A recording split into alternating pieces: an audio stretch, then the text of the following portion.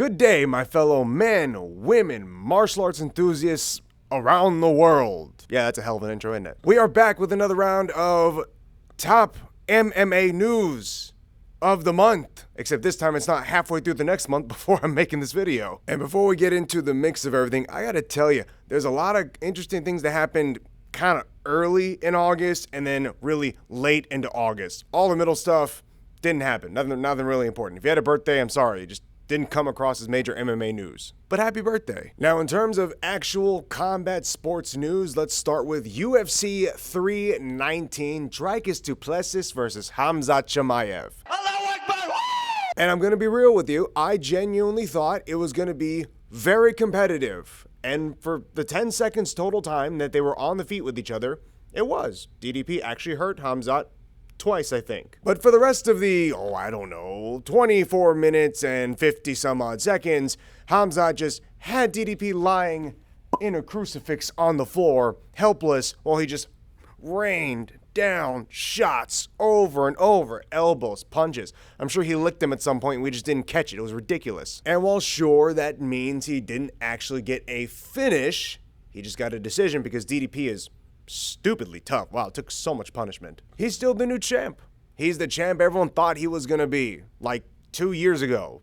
But there's some weird issues with, like, the Middle East and him and his home country, and I don't want to get into it, because then they'll send a sleeper agent to come and take me out. In other fight-related news, we had UFC Shanghai, where we got to watch Johnny Walker really dominantly beat the brakes off some other guy. I don't even know his name is how badly he got beat. That one affected. Oh my goodness, so he goes back to it. Through the leg kicks.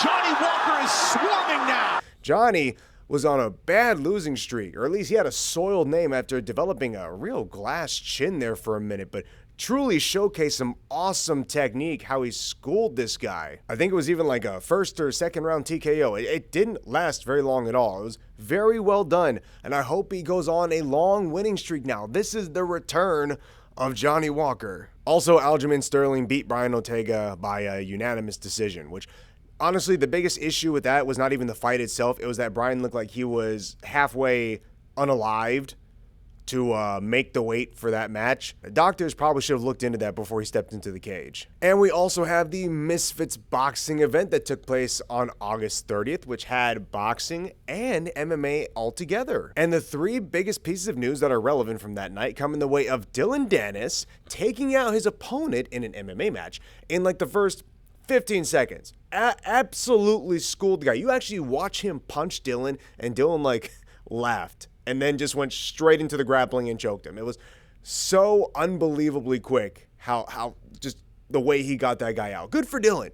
He got a lot of hate for a while, and unfortunately he will probably always just be remembered as the guy who got drop kicked by Khabib as he flew over the octagon into the audience. But you know what?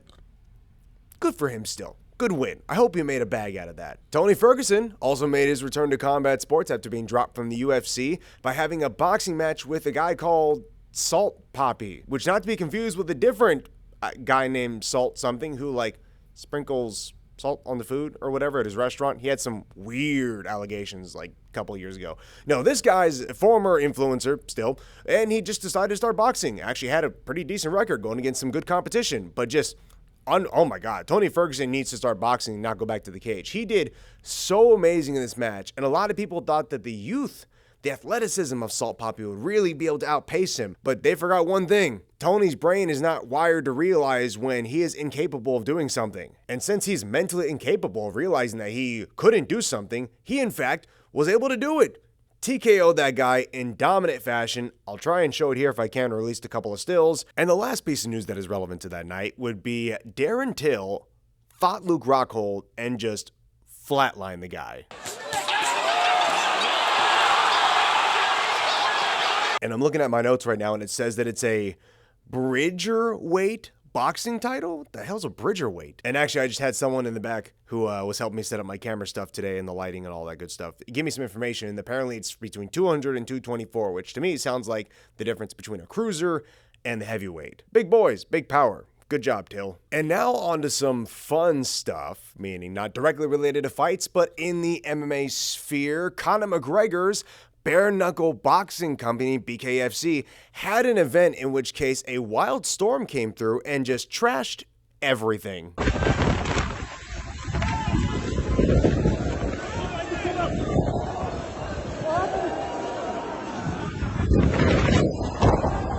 The event itself was held in Montenegro, and they had about 9 matches play out in full before the storm actually hit. So we didn't get the co-main, and we did not get the main event. And then Conor, he's quoted saying things like, oh, Montenegro brought the storm to the event. He's like trying to hype it up after the fact when there's people who are possibly seriously, don't think there's any deaths, but possibly seriously injured from this weird occurrence. How do you not know a storm's coming? They have weather reports for this stuff. That's just someone on the staff or the board of directors of his company like, yeah, I mean, it could happen. Come on, what's the worst? A little bit of rain in the ring will be fine. Stuff equipment falls all over on top of people's heads. On a very real note, though, I sincerely hope no one was seriously injured. I don't think it was a freak occurrence from what I understand. As of yet, no one has said that it was like a random storm that happened, just that it came in unpredictably violent. Maybe that wasn't part of the predictions of that Monday morning forecast. And our final piece of news for the month of August, for MMA-related content, Dana White went to China, probably part of UFC Shanghai, and a company called Unitree brought in their very own AI robot kickboxing automaton, and it scared the f*** out of him. I've seen so many of these things kind of pop up in different pieces of social media. They're like boxing each other, they're kickboxing against actual people, lightly. They're usually about hip height at best. I'm sure if the metal hits you, it would suck, but it's not like a big deal. But it saw Dana White and locked in. It was an attempted assassination. And this is how robots will start taking over, okay? They're gonna go after the billionaires, they're gonna take all their money, and then they're going to come back and raise the rent on the rest of us, and then they're going to buy out all of our homes, and we get to be homeless living on the ocean, near the ocean. You could live on the ocean, but that would kind of suck. But that'll do it, friends. That's all we got for the month of August. Again, if there's more important MMA news that I missed, please feel free to leave it down in the comments section below. And I apologize in advance. But otherwise, to me, that was the most entertaining, newsworthy stuff to occur. So if you also felt the same way, or you didn't, but you're still here, please remember to leave a like, comment, and subscribe. And of course, we'll see you in the next one. Take care, and remember to eat well, sleep well, train hard.